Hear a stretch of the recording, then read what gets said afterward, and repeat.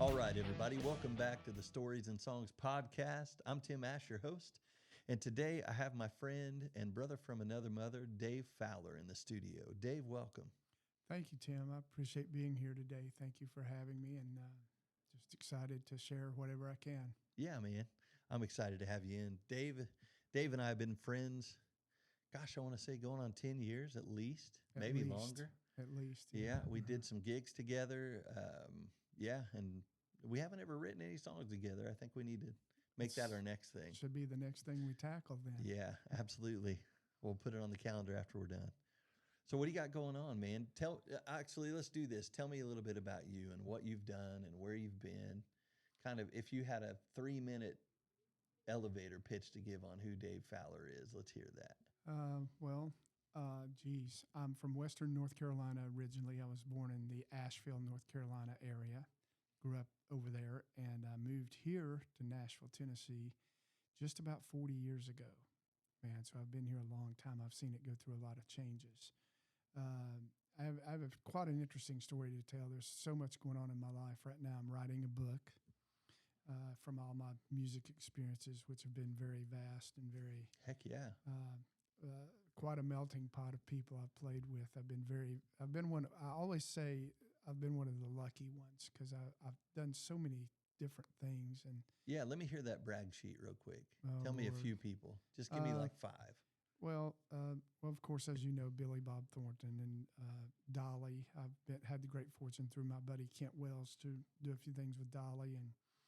And, of course, Lori Morgan. You know, I started with Lori before Keith died and saw her go from traveling with me in a van as the tour manager and bass player all the way to selling, 11 million records. Mm-hmm. So I went through all that. And I've done one-offs with people like Edwin McCain and John Michael Montgomery and Ronnie Millsap and all the people I grew up listening to, throughout my life that I only heard on the radio. I'd be like, all of a sudden I'd be playing those hits with them. It was like, how did I get here?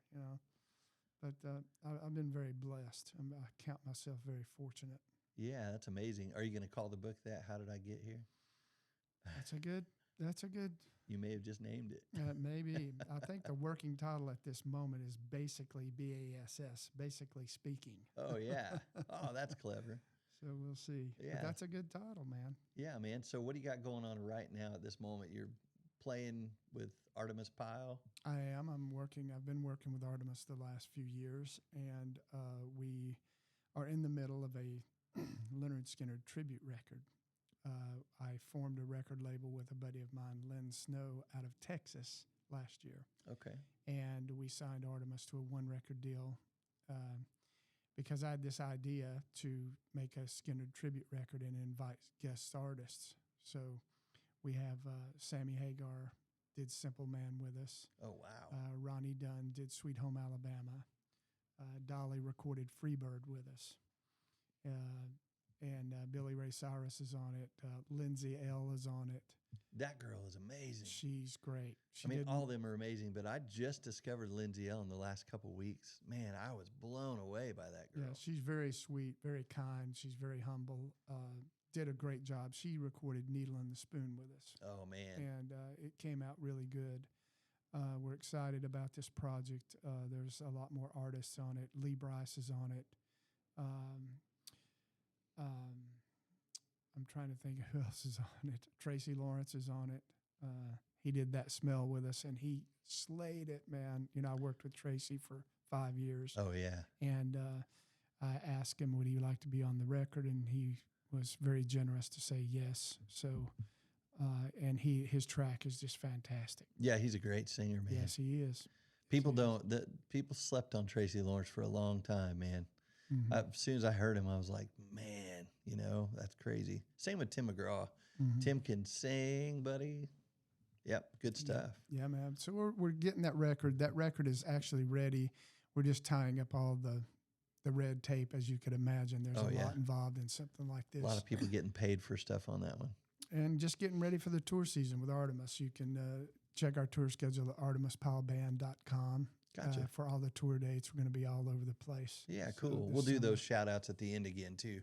Great. So I can send everybody there. I'll put links up on the screen and everything. Mm-hmm. Well, cool, man. Cool. But that and raising my son, that's about what I'm doing. So Yeah, and is he 12 he's now? 12 now. Yeah, He our sure sons is. are the same age. That was the other common bond we had. We had Right. boys the same age, and they're both tall, almost taller than we are. That's right. So yeah, Matthew's 5'4" now, so he's got 6 inches to catch me, but he'll catch me. The doctor said he's going to be 6'4". Yeah. So I'm like, our mailman was really tall. That's weird. So no, my wife's dad and brother are both like 6'2" and 6'3". So he's got those genes. Awesome, man. That's great. Yeah. And your son's pretty tall, right? What's his name? 5 feet, Isaiah. Isaiah. Yeah. He's 5 feet tall and playing basketball and playing drums and Still got that curly sings. blonde hair. Still got that curly blonde hair. Yeah, man. man. He's something else, man. He actually has perfect pitch. Really? Yeah, so he can hear notes and sings really on key. You should get with Rick Beato and his son, and you and your son.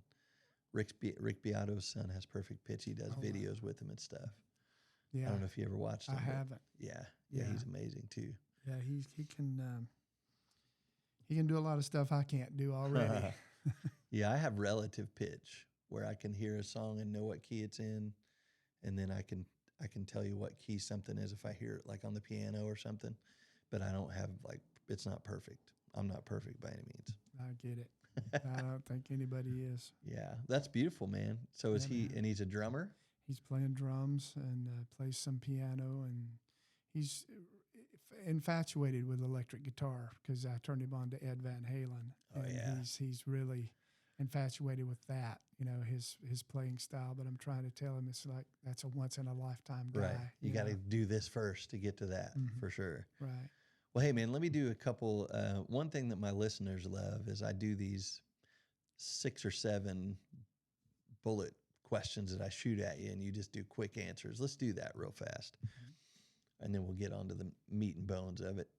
Sweet or salty? Sweet. Coke or Pepsi? Pepsi. Tea or coffee? Tea. Unless it's early morning. Sure. Got to have a cup of coffee. I've never tasted coffee. You are kidding. Nope, never taken a drink in the 50 years I've been on this world. Dude. Yep, and I don't plan on it at this I point. admire that.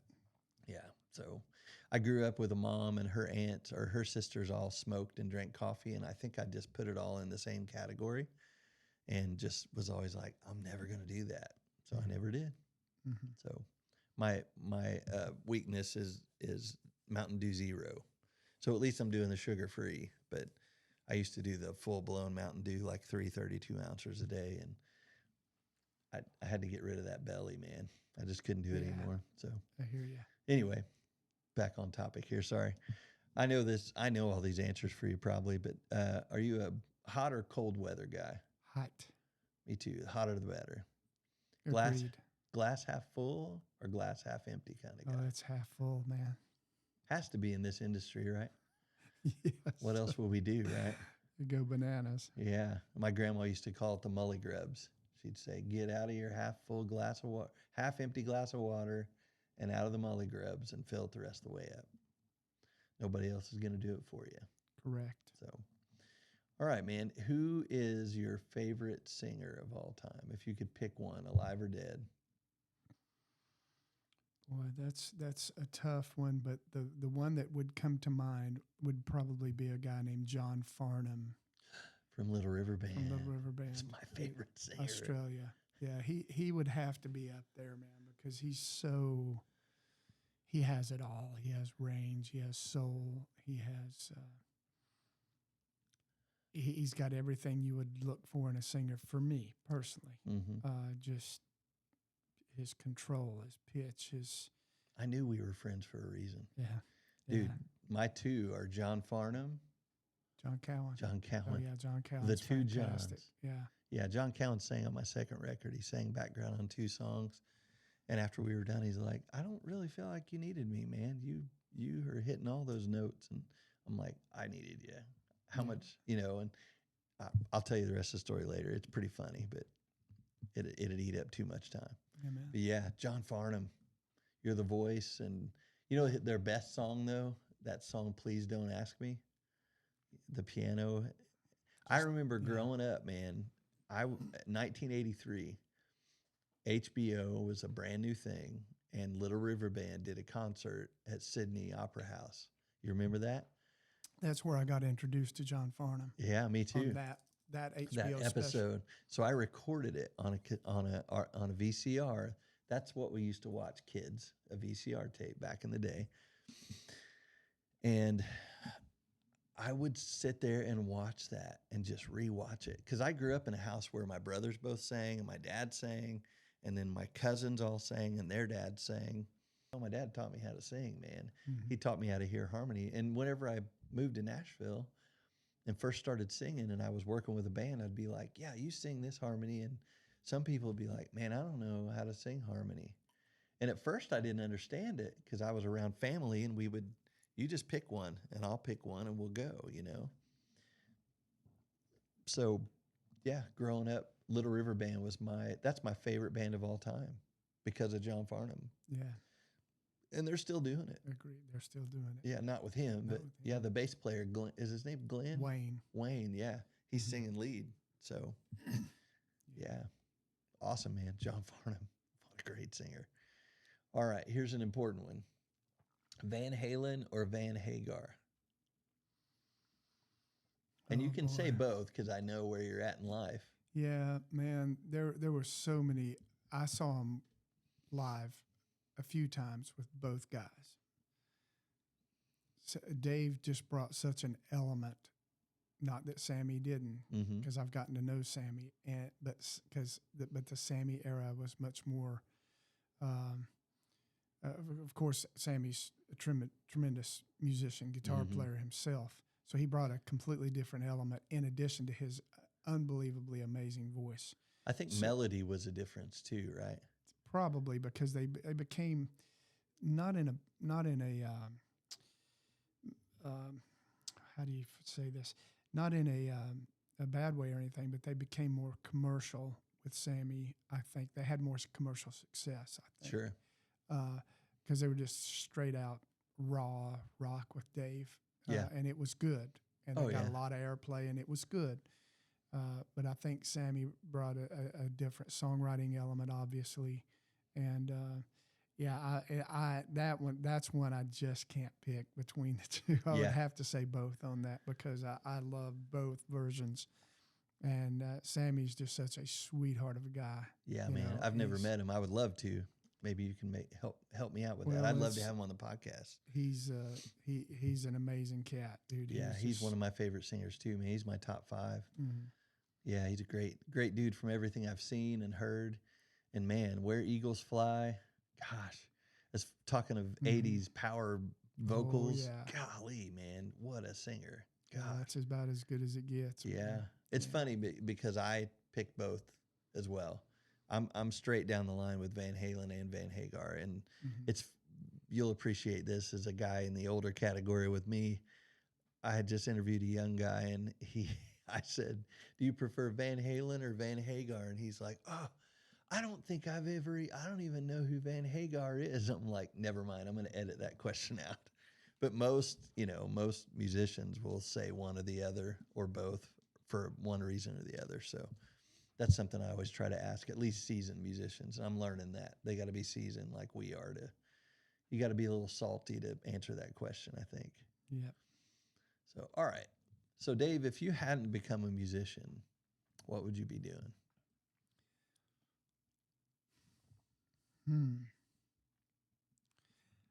Honestly, but I think I would have probably become a U.S. Marine, probably. And that's two varied things, I know. But I've always had such a love and a respect for our military in general. And before I came to Nashville, I actually had really heavily considered Marines because I wasn't college material. I didn't know what I wanted to do. Mm-hmm. So I figured, well, they'll kick me around and give me Get you some in line. direction. Sure. You know, it'll force me to focus on something. I don't know Yeah. what it'll be. It might just be fixing Jeeps for the military. I don't know, but something. You know, but about the same time that I was considering that, I had my opportunity to come here and start my career as a musician, and that's what I wound up choosing. So Well, speaking for one of your fans, myself, I'm glad you chose that, man. Well, 'Cause, bless you. You're kind. Thank you. yeah, my career is different because you were in it for a while. I'll tell you that. Well, thank you so much. That's Yeah, very man. kind. Yes, sir. You're one of the most humble and genuine people I've ever met. Well, And that's very kind of you to say. I appreciate that so much.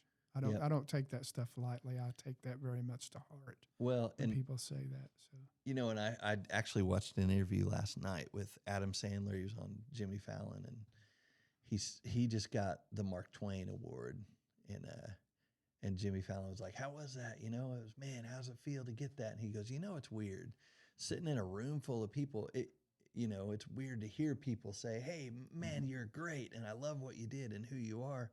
He said, "You really just want it to be like, 'Hey, I talked to so and so the other day, and he said, man, he really loves what you did with, like secondhand.'" I'm the same way. I don't like people to sit across the table and go, "Man, you just really mean this to me." It's weird. Um, and I see you as that kind of guy, and that's just a humbleness that you have. well, thank you, man. Yeah, you're welcome. Just being honest, my friend. So, what is it about music that makes you feel passionate? How it moves me.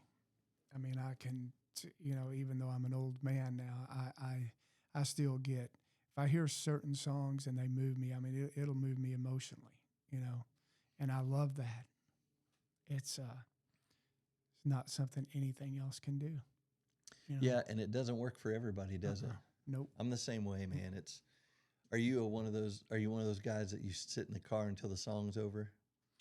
If it's grabbed me, oh yeah, Yeah, me too. yeah, And my you wife bet. doesn't get it. She's like, "Well, come on, let's go." I'm like, I'm in it. Hold on, or go on in. I'll be in there in a minute. Even though you've heard it 1,000 times. Yeah, Yeah, me yeah, too, man. I'm very much the same way. If it's unless there's something urgent that needs to be handled, and I just have to run in the house, sure. I'll sit there till it plays out. Yep, Did yep. that just yesterday, actually. I do it all the time, man. So if you had one song to pick that was your stay in the car till it's over song, do you have one that gets you more than any other? It would really depend on the mood and what, when it is and what song it is in that moment. Some, there are certain ones that if it grabs me at a certain time, if I'm feeling certain emotions, then it'll grasp me until I have to listen to it. It just rings just you to out. get me through that moment, because Yeah. I may be dealing with something, and that helps me shove it on out the door Sure. thing. You know what I mean?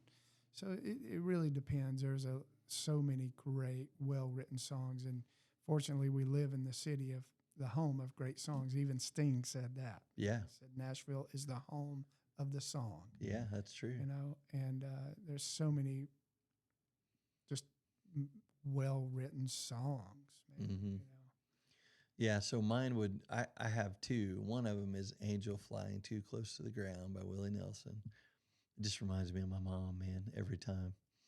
And then As She's Walking Away by the Zach Brown Band. Mm-hmm. Just the production on that song and the way it goes from being, it goes from just being him on guitar and singing to a full-blown thunderstorm and then back down to nothing. And to hear that in the cans, man, it gets me every time. Strong, man. Yep. Yeah. And I remember being a kid, gosh, it's silly maybe, but I remember being at church camp, like in 6th grade, Benton, Illinois church camp, and hearing Whitney Houston sing "I Want to Run to You" for the first time. And I just remember bawling my eyes out. I was as happy as could be, wasn't sad about life or anything.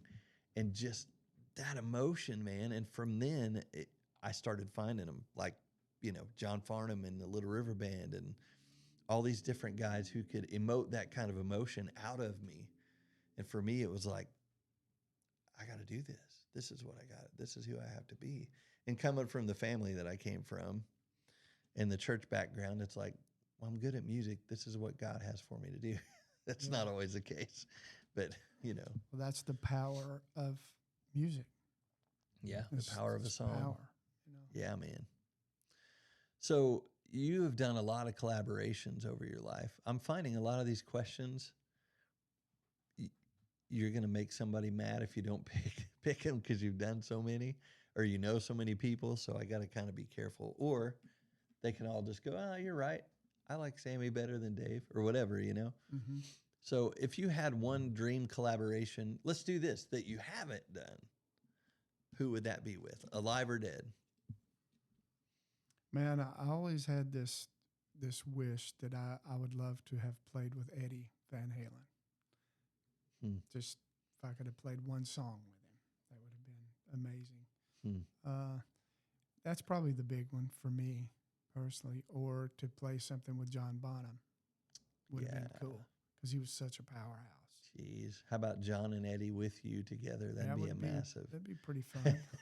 That would have been really pretty cool. fun. That would be a fun power trio. Well, maybe we could pull it off, and you could meet Wolfie and play with him.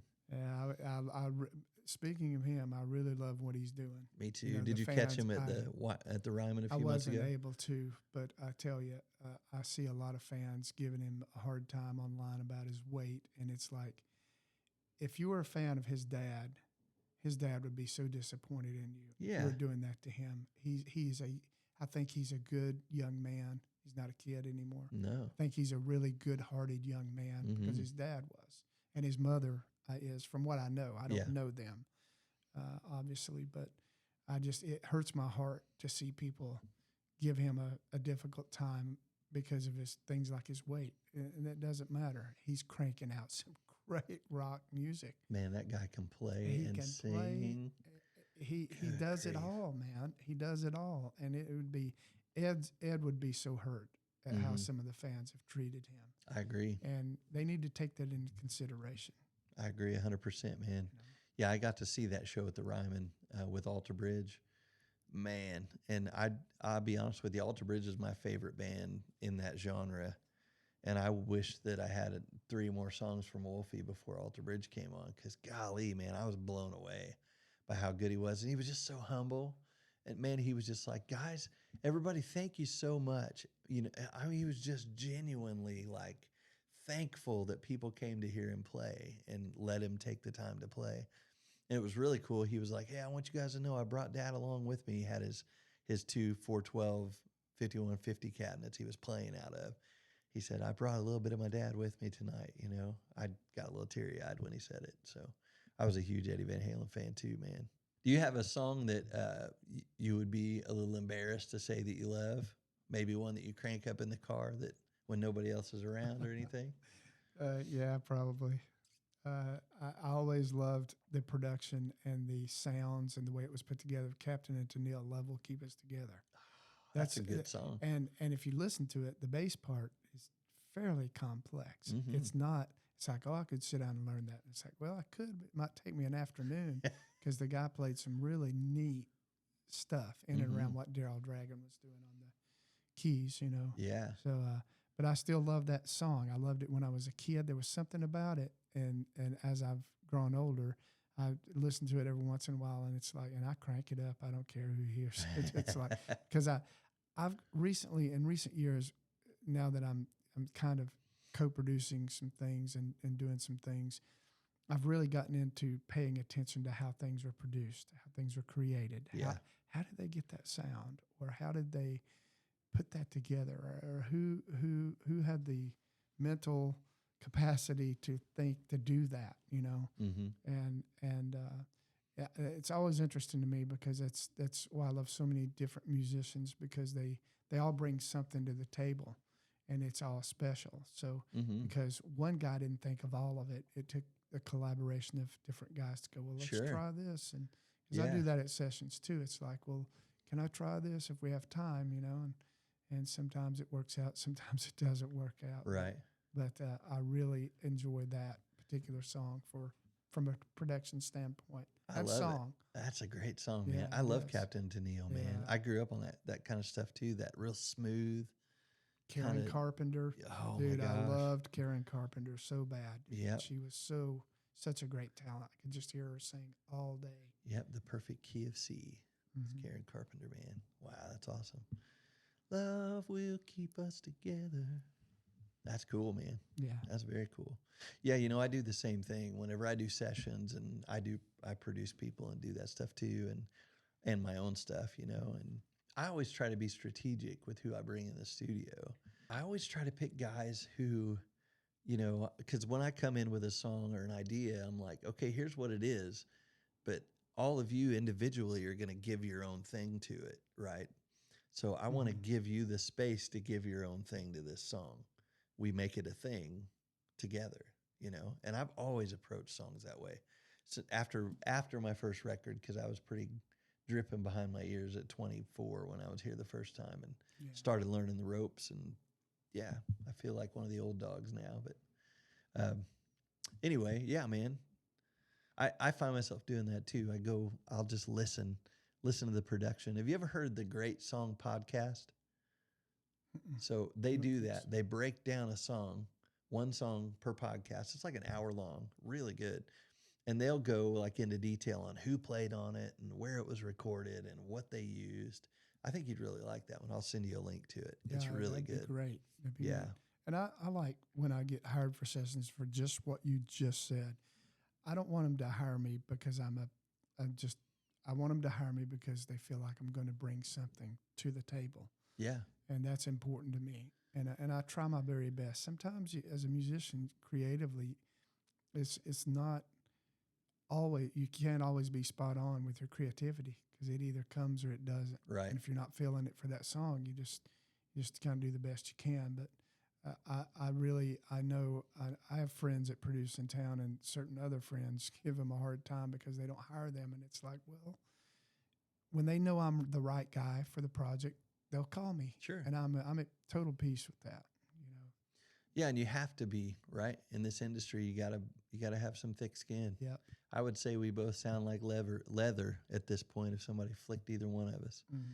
But it's a good thing, man. You learn resilience, but you also learn what you don't want to do, Yep. right? That's very You learn true. to say no. It's a pretty powerful word if you know when to say it and how to say it.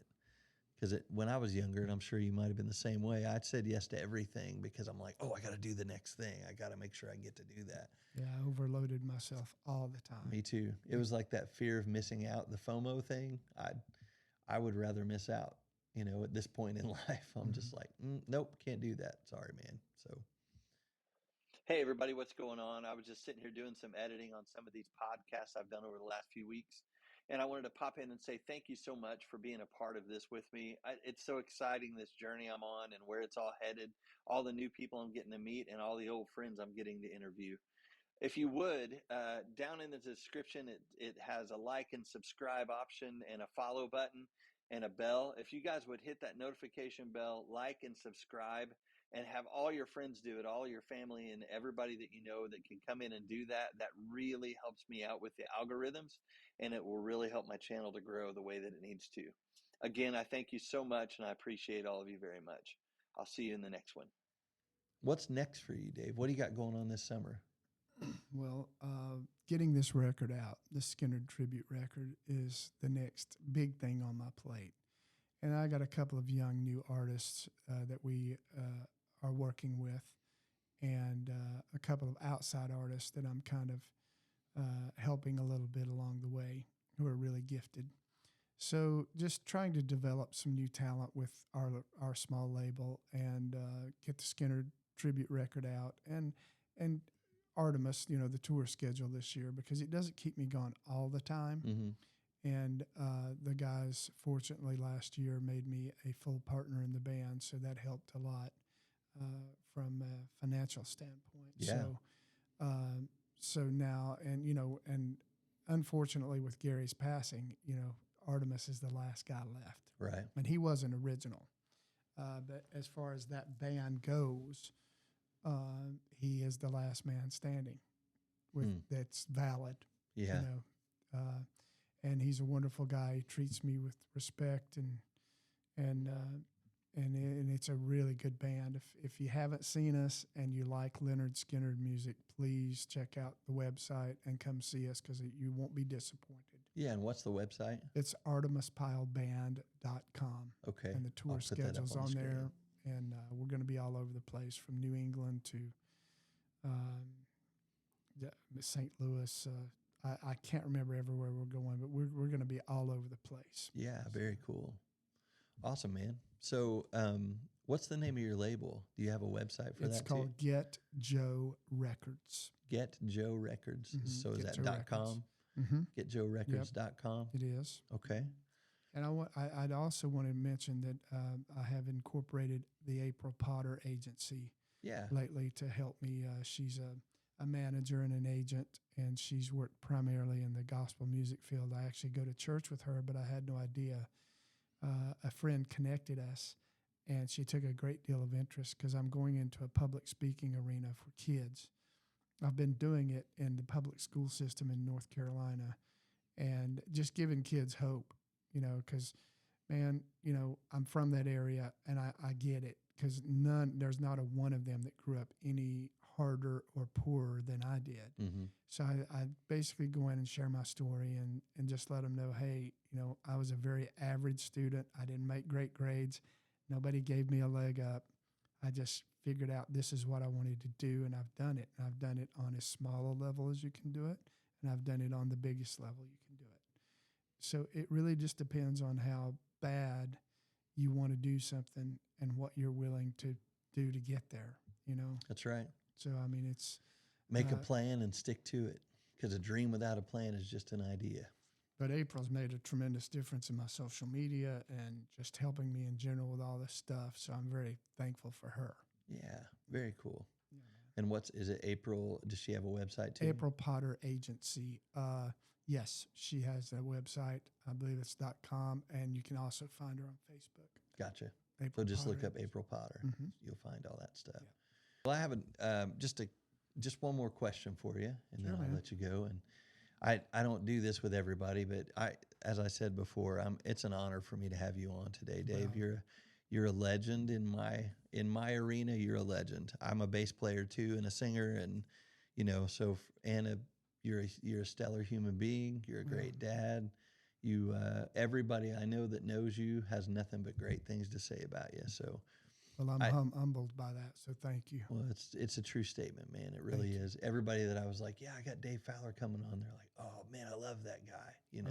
Thanks, man. So at the end of the day, when the preacher's saying a few words about you, what is the one thing that you want people to remember about you? Probably that I'm a lover of people, and probably that I really, even though I failed miserably at times, that I really strived very hard to do the right thing. That would probably be about it, those two things. Just that, I loved people and I really wanted with all my heart to do the right thing at all times. Yeah. You know, That's good, man.